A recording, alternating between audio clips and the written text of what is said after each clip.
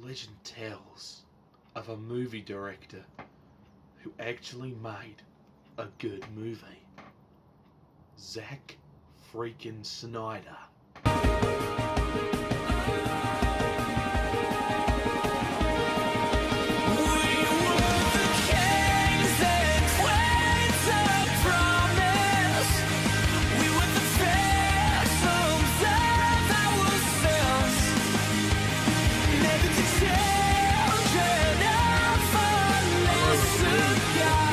The movie review, where today I review the animation film from 2010, Legend of the Guardians, The Owls of Ga'Hoole, directed by Zack Snyder, starring Helen Mirren, Geoffrey Rush, Hugo Weaving, Jim Sturgess, Emily Barclay, and a lot of people.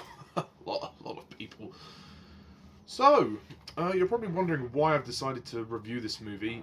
Basically, I was requested to review this film by the Dragon Critic, or Lee O'Brien. He wanted me to review this film, so I decided, what the fuck, I will go and buy the Blu-ray and watch the movie for him, and review it. And, yeah, so, I have seen this movie. I hadn't seen it for a while. I saw it when it came out in 2010. But I hadn't seen it since. So it'd been a long time since I'd seen this film. So my memories of the Legend of the Guardians were not you know, my memories of I can't speak. My memories of Legend of the Guardians were not huge. I had very vague memories of it.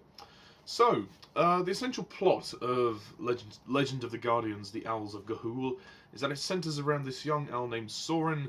He is a dreamer. He wants to, you know, meet the Guardians of Ga'Hoole, who are these great warriors. And then he and his brother end up getting captured by the evil owls, who want to use them for slave labor. Soren and his new friend Geoffrey escape the evil owls and then go on a quest to find the Guardians of Ga'Hoole and free the imprisoned owls, who have been basically turned into hybrids by a process called moon blinking.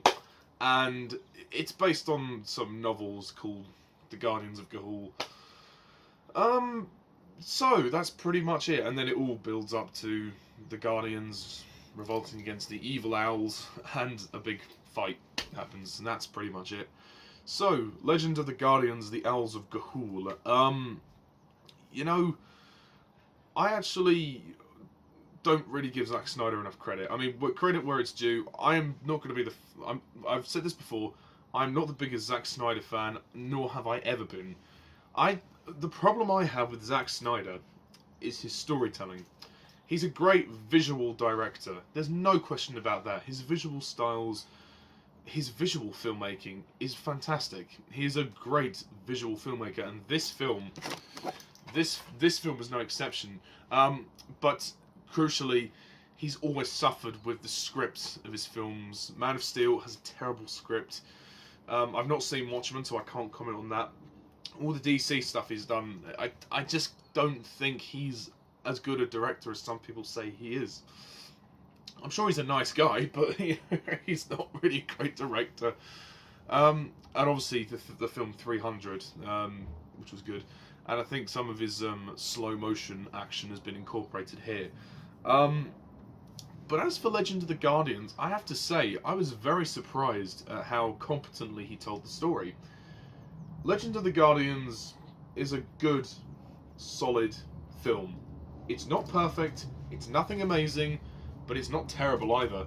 It is surprisingly one of the better Zack Snyder movies. That's very weird to say that one of the best Zack Snyder movies is a movie about owls, and it's animated. It's bizarre. But the film is great. I really, really enjoyed this film. It was nice to watch it again. Firstly, to get this out of the way, the animation is fantastic. Wow.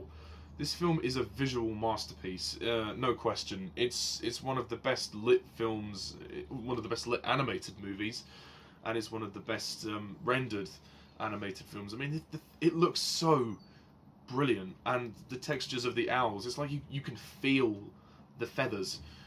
it's so real.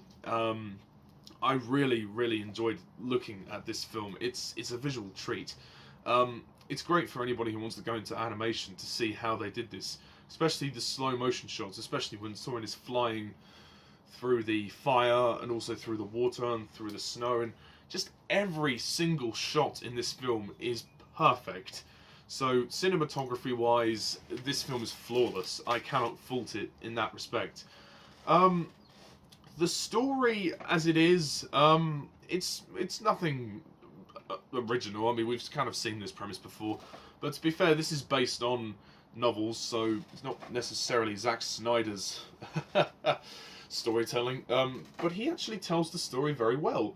These are the kind of films that Zack Snyder needs to make. Films that have not necessarily a complicated story. With Batman vs Superman and Man of Steel, he has bigger stories, bigger scale, bigger budget, stories that really require a lot of working with the script. This doesn't. Anyone can follow this story. It's not difficult. It's not a difficult film to tell story-wise.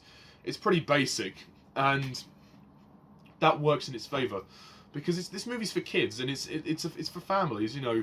So they're gonna, you know, they just want something easy to watch, and it's only 90 minutes. So Zack Snyder, he doesn't have to put too much emphasis on telling the story, because the story is pretty much set in stone, and he brings it to life pretty well. I would say he does a competent job at telling the story. I think the cast are great. I mean, bearing in mind there's a lot of people, so I'm not gonna I'm not gonna go through all of them, but I will shout out to the main ones. Jim Sturgess, who voices Soren, he does a good job. Helen Mirren as Naira, she's excellent. Sam Neill's pretty good as Alamir. Anthony LaPaglia as Twilight. Ryan Kwanten as Clud. Bill Hunter as Bubo. Joel Edgerton as Metal Beak. Who's our villain. Miriam Margoyles as Mrs. P. Geoffrey Rush as Lives of Keel. He's good. Richard Roxburgh as Boren. David Wenham as Digger, I think his name is. Just to name a few. And of course Emily Barclay as Gylfi. She's very good. She's quite sweet. And Hugo Weaving as well. Hugo Weaving, who plays is it Gilman? Oh god, there's so many. Yeah, Grimble. No, Grimble. Grimble and Noctis. He voices Soren's dad, Noctis, and also the character of Grimble. Yeah, there's a lot of people in this film. I have to say, the one thing I would say about this film is that there are too many characters. It's very difficult to follow all of these people and why they're doing what they're doing. I mean, the standouts obviously are Soren, you know, Eglantine, who's his little sister. Like the main characters you can follow, but the other characters, there are just too many characters in this film. Like the comic relief characters, they can just get rid of them. You don't need them. The humour of this movie isn't particularly great, and it's not particularly necessary. This film is trying to be a serious epic, and that just disrupts the story for me. I'm not saying don't have humour, but just, you know, it's forced. It is forced, unfortunately. Yeah, there's just too many characters. I have to say, speaking of the villain, Metal Beak is a joke. The villain is nothing. He is just nothing. He doesn't do anything in the film. And, you know, Soren defeats him so easily at the end. It's literally over within 2 minutes. They have a 2-minute fight and that's done. It's like, oh, right. Well, that was a bit... that was a bit too... And well, I won't say anticlimactic, but it was a bit short. I think the problem with this film is that it's kind of in a mindset of that it thinks it's so epic and beautiful. It's not as epic as it thinks it is. Yeah, it's not as epic as it thinks it is, which is a problem for me because it feels like they're trying way too hard to be this like Lord of the Rings epic for kids with owls. And whilst the action sequences are very good and very well staged, it's very hard to be diverse with them because all you can do with owls is fly, and then they can use their claws to claw each other. it's very difficult to kind of choreograph a battle sequence with owls. I mean, I'll say the final climax is very good, and I did like the story decision to have Soren's brother turn evil. That was a very dark move, and they did handle that very well. The fact that he tries to entice his little sister into joining the villains is really, oh, that's just creepy, man. That's just messed up. And the final confrontation between Soren and Claude is very, very, very good. It's very powerful. It's very moving. Obviously, the film ended on a note to essentially set up a sequel, which never happened and probably never will, because it's been so long since the first one. But yeah, I think also the fact that this film is like an epic quest, it feels like we got to the Guardians very quickly. I would have liked to have had a bit more of a build-up before we actually found the Guardians, and then they spend a few scenes in the Guardians' kingdom, in Ga'Hoole, and it really just feels like they're just sitting down and then they get ready for the final battle. It's like, oh, right. It's like, why does Soren need to train to fly again? It's like he has to train like 2 or 3 times in the film to fly. He doesn't need to do that. He had his training with Grimble, which was very quick, and then he has to train again with Lies of Keel. It's pointless. I mean, surely owls are trained to fly at birth. I just don't get that. That's just, it seems like filler. It just seems a bit pointless to me, to be honest. Yeah. And also halfway through the film, when they get to Ga'Hoole, there's this stupid training montage, and they play this stupid pop song. That really took me out of the movie. Zack Snyder, I would have cut that out of the movie. For fuck's sake, that just did not work. The rest of the film has a great soundtrack and it has a great vibe. That just feels completely out of place. You stick that in the middle, and it just you just lose the epic vibe and the feel of this film, what you're going for. Also, the problem I have with this film is that there is no exposition. There is no world building whatsoever. They just throw you in, and all they do is tell you about the Guardians. That, oh well, okay, they're these owls that are warriors, and they've lost. You know, nobody's ever found Ga'Hoole. They're just in their kingdom, and we need to get them to help. But there's no actual explanation of the world these owls are living in, what they're doing there, why these owls are evil. You know, it just doesn't make sense. I mean, it's a fun movie. Don't get me wrong; it's great fun, and the story's pretty simple. But as somebody who is analytical about films, you can't just do that. You can't get away with it like that. You need to give us more.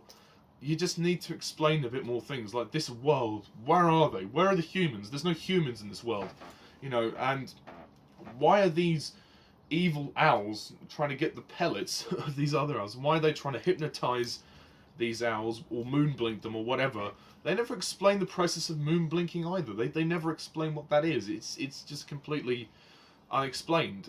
We're expected to just go along with it. Like, you know, if you're going to explain the history of the Guardians, you need to explain the world in which they're living in. And this film doesn't do that. And it suffers from that. You just spend your whole time watching this film thinking, well, where are they? Where are they? You know? Okay, we know that they're in this place called Ga'Hoole, but the whole world, what is it? You know, is it a fantasy world? Is it the real world? We don't know. It's never explained.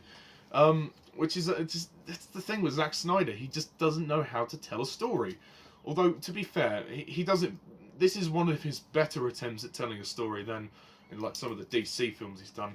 It's not a major problem, but it is something that really just would benefit the movie, just to have that backlog of explanation and history. Just that, you don't have to do it in much. You know, it's a kids movie. You don't have to do it like Lord of the Rings. We have a big opening sequence.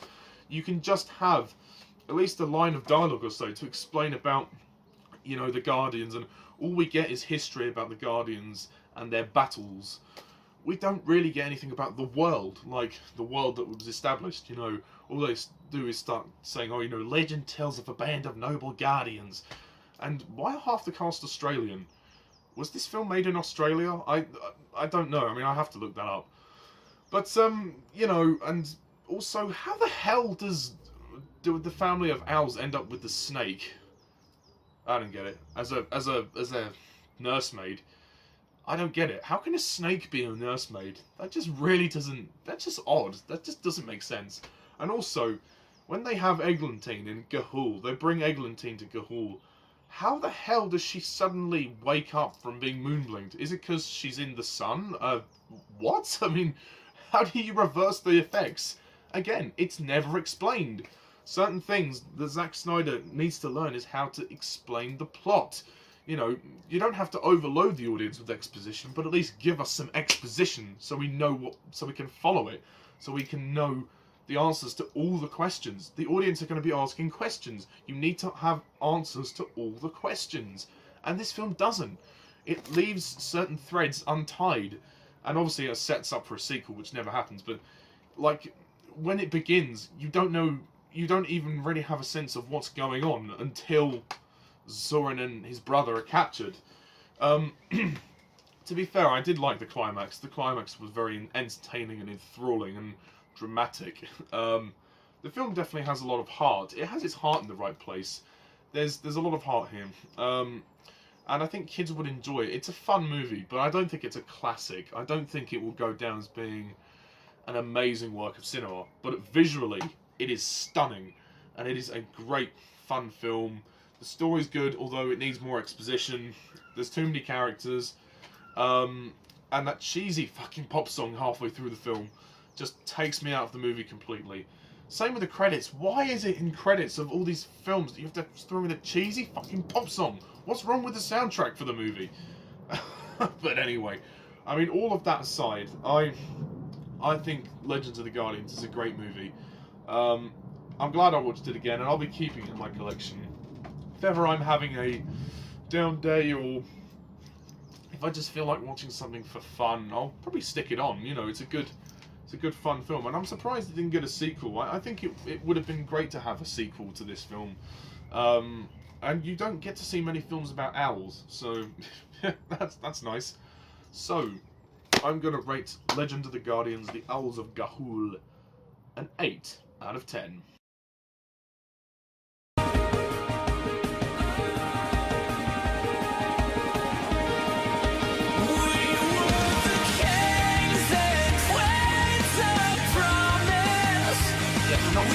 But it's a good, but it's a flawed movie, and I think it's worth a shot. If you haven't seen it, give it a chance. You might just like it.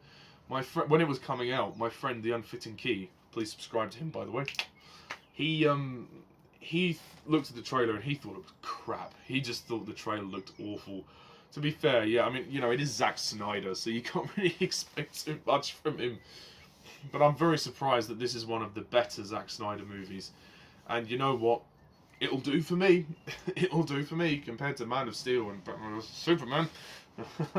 I've yet to see Watchmen, so I may consider reviewing that because of Zack Snyder. But anyway, that's pretty much my review of Legend of the Guardians, The Owls of Ga'Hoole. What do you think? Do you agree? Do you disagree? Please put your comments down below. Let me know. Shout out to Lee O'Brien for the request. If you have any other requests for reviews that you'd like me to review, reviews that you'd like me to do for films or whatever, then please put your requests down in the comment section below and I'll see what I can do. I won't promise anything, but I'll see what I can do. If it's a film, then more than likely, yeah, I'll be able to do it. So, that's it. That's my review of Legend of the Guardians. So, stay tuned for my future reviews. So, until then, thank you guys all for watching. As always, I'm Mr. TARDIS11. See ya.